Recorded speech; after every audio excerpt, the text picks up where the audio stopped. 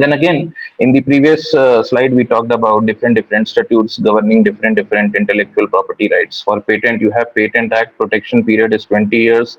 There has to be an inventive step. Something has to be novel, and you have to apply for it, and you get a patent for 20 years to commercially exploit the product. So that's the kind of monopoly you are getting in the market for a limited period of time, 20 years. Now try and go beyond the reasoning. Why 20 years? Why not 15? Why not 10? Why not 25? And why only 20?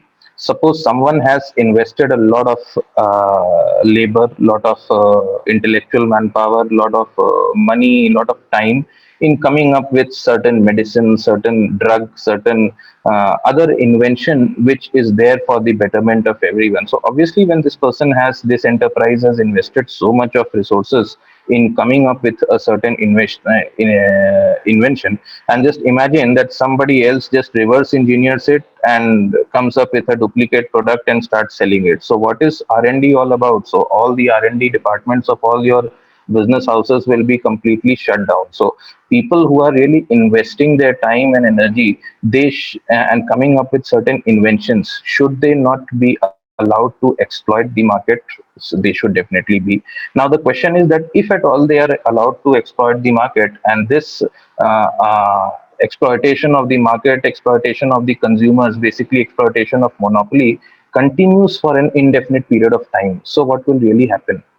That is also not something. So this is where striking a balance is coming into the picture, and the government, after a lot of thoughtful consideration, arrived at a point where they say that it has to be 20 years. Okay, we will grant you freedom, we will grant you monopoly to exploit things for 20 years, but after 20, make your invention to be available for commercial exploitation for everyone, so that there is a welfare of community also. So initially this is individual interest that is being taken care of by the government, and then after a period of 20 years, it has been kept in mind, keeping the community in mind, that we cannot just land up giving indefinite monopoly to people for even more than 20 years or even more than that as well. So that is where, after a lot of thoughtful consideration, Patents Act defined what is a patent, when do you get a patent. When you do some invention, there has to be an inventive step, things have to be novel, there has to be certain new efficacy that is being added up. So these aspects are different criteria, and everything is very categorically laid down in the statute, that this qualifies for a patent. You apply for a patent, you register for it, and you get a patent for your particular product. There's a lot of procedural aspects involved as far as patents are concerned. And then again, the question, another question which comes over here is, now you compare it with copyright and you compare it with the patent. Patent is something which you do not get by default. You have to apply for it. You have to go to the patent office. You have to engage a patent agent, and you have to have a lot of procedural formality, just like we do it in during incorporation of companies. We do it for any such, when we go to NCLT, when we go for insolvency, all like other procedural laws. There is an entire agency behind patent laws which has been running up. There will be a patent agent. He will be charging phenomenal fees over there. A lot of procedures will be involved. On the other hand, now compare it with copyright. Copyright is something that you just write something, and even though you do not register your copyright, you get a copyright on it. So you don't really have to apply for a copyright. Why again this change? Again, give a thought behind it, that okay, fine, Patent Act says you have to apply, Copyright Act does not say you have to apply. You still get a copyright, and if somebody steals your stuff, what you have written, what creative you have done, they will be sued for copyright infringement, even though you have not applied for copyright, even though you have not registered for a copyright. Why this discrimination between patents and copyright? Try to understand from community perspective, try to understand from business perspective. In a patent, there is huge investment involved, there is a huge industry involved, there are a lot of resources involved. So it is ideal, it is more likely expected that this is not going to be one individual person. There is a huge business enterprise conducting business, and they can easily afford all these procedural nitty-gritties. They can easily afford to get one patent agent, they can afford to register for a patent, and someone who's investing billions into research and development is expected to have at least that basics, that if they are coming up with an invention, they should be aware about protecting it from theft, protecting it from piracy, protecting it from others as well. Keeping the thought in mind, the provisions for patent have been made very, very stringent, very, very strict. And since the provisions are stringent, since they are strict, it is concerning only industries and not ideally individuals. Though individuals also can apply in their own name for patents. A lot of them have patents in their own names also, not just legal names, not just company names, but individuals are also applying for it. But the primary essence of patents is not about individuals, it is more about enterprises applying for it. You pick up any big IT company, big, small, mid-size, any company, they will have n number of patents. IBM 1,50,000 plus patents, Microsoft 50,000 plus, Amazon, Google, any of the organizations you talk about in IT, their entire business is running around patents, and that is what makes them unique. So, what is patent really doing? It is making you unique altogether. So, we were talking about patents in light of copyright. So, on the other hand, when you see copyright, now imagine a writer, creative writer, poetry, some sort of a guy who's not much into industry, who's not much into commerce, and who's not aware about these aspects, these legal aspects, these nitty gritties of registering, applying for a patent, protecting. He's just a creative guy who's gone ahead. He's a literary person who's gone ahead with some creation, and he should be protected for it. And he cannot afford to go to an office. He can, but ideally, from government perspective, from community perspective, this guy cannot really afford those aspects, and that is where automatic protection comes into the picture. That even if you wrote a book, you went to a publisher, the publisher said, okay, okay, we'll do it, and then he publishes it under some other writer's name.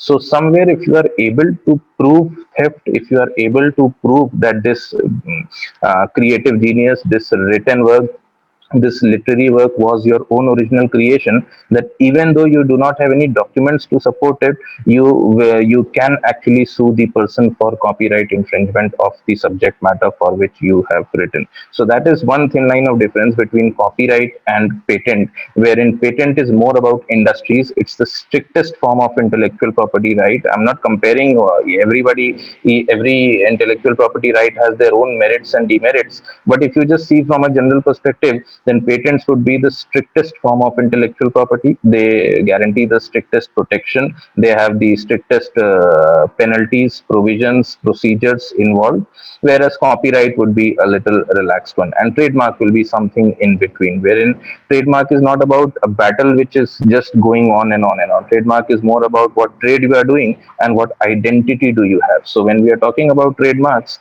we are talking about some identity which can really help us be distinguished from others in the same nature of business. So if tomorrow some other company starts selling shoes in the name of Bata, or even say in the name of Baba, and they write it in such a manner that it looks like Bata or Puma, you can just think of some other names altogether, and somewhere from a far place, if you see, it looks as if it's Puma, but when you look from close, it looks like this is some other brand. This is not what I was going to buy for. Still, such kinds of piracy happened. I remember I purchased a chocolate once, and the name was Dairy Milk, but when I looked closely, it was written Daily Milk. So it had a purple wrapper. It had everything like we have on a Dairy Milk chocolate, but instead of R, they had just written L.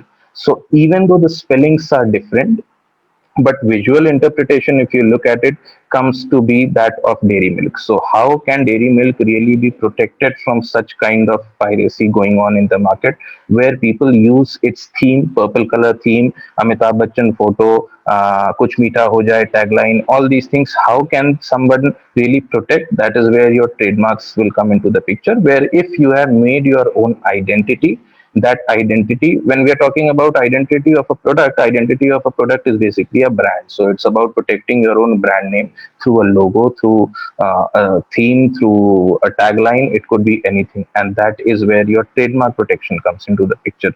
Now when you talk about patents, there will be a lot of legal battles involved. Big pharmaceutical giants, IT companies, IBM, Microsoft, Google search algorithms, these examples will come into the picture. When you talk about trademark, there will be a lot of examples related to retail, related to companies which are more B2C, consumer focused, because B2C is more about identity of that brand, identity of that organization altogether. And that is where trademarks come into the picture. And when you talk about copyright, copyright is not something which is really a subject matter of organizations in business, but because of continuous evolvement, it has now started getting included in business aspects as well, especially in the IT industry. Because the question came that suppose a developer is writing a code, a software programmer, they are writing a code. Now, if you write something, it's literary. So, if just like an author is protected for writing in English, a software developer should be protected for writing in Java. So, basically, he is eligible for a copyright. Now this code which is written is actually inventive. It's a product, it's coming up as a product, it's coming up as a software product. It has got industrial applicability. You can sell it in the market, it can compete with others, it adds value to people or people's lives altogether. It is making your life easier. Someone who wrote the code for WhatsApp or any other e-commerce domain, Myntra, Flipkart, Jabong, Snapdeal, any of the websites you look at, or a SaaS-based software, the backend developer sitting at the back who wrote a code in Java or JavaScript or any other language in which they wrote, do they not get a copyright for their code? Question number one. If the writing is resulting in some other outcome, inventive outcome, which results in a complete product, and the entire business is running around that particular product, should they not get it patented? That's another question. And if it is coming up as a certain identity also, should they not have a trademark for it? Suppose you have a Google search algorithm, one of the very famous examples of trade secret, that what is really that search algorithm? If you just tell that trade secret in the open, people will simply land up with creating their own google.com, and there will be no replacement for Google altogether. So suppose Google, way back in the 90s, 80s, their founders, Sergey Brin, Larry Page, they came up with that algorithm where they it started with this search engine. And at that point of time, should they get a copyright? Question number one. Should they get a patent? Question number two. Should they get a trademark for it? Obviously, they will get a trademark for their logo and all. Or is it a trade secret? Now, that's where business implications start, when we are having all the intellectual property rights opened, and that is where intermingling starts. So, in the